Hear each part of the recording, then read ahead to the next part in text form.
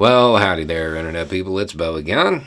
So, today we're going to talk a little bit about OPEC and oil and electric cars and why OPEC may not be a big player in the future.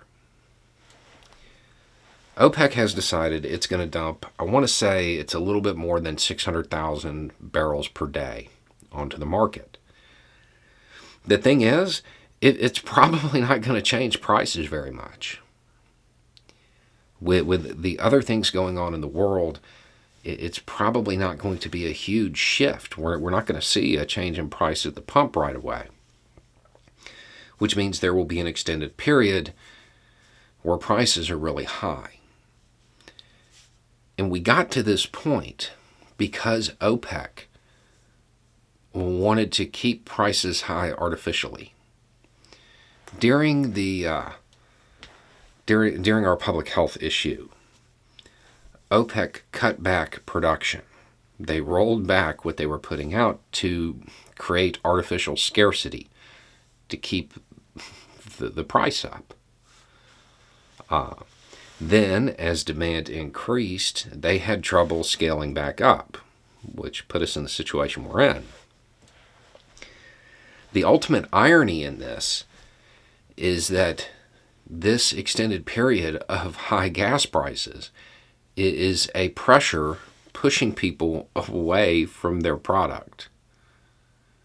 This is a force that is driving more and more people to look towards electric vehicles.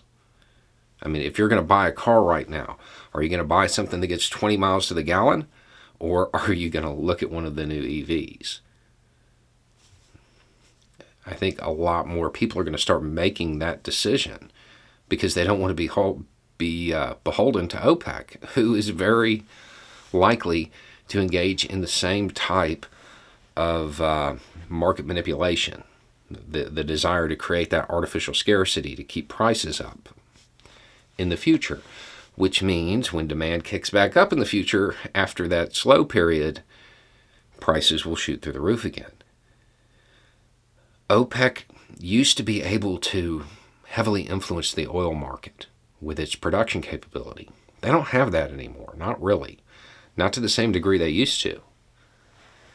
So their desire to control everything and keep everybody, paying a certain amount for their product may be the force that completely undermines them.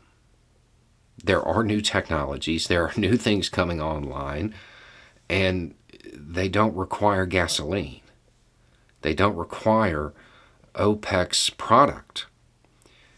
And the more OPEC tries to control the market, and especially when they do it poorly, and the prices go up, the more people look away from oil and from gas. From a personal standpoint, I'm not real happy about this. I don't like going to the gas station right now. But from an environmental standpoint, I mean, this may be something that pushes people in a direction that triggers that avalanche. Because the more people purchase electric vehicles, the less expensive they become. The more of them enter the secondary market. And it just kind of snowballs. And this is something that may not have happened without OPEC making the mistakes that it did. Without the price of gas going up as much as it has. It's not really a silver lining. It's just something that I've noticed and been thinking about since they made the announcement that they were going to put out an additional 600,000 barrels a day.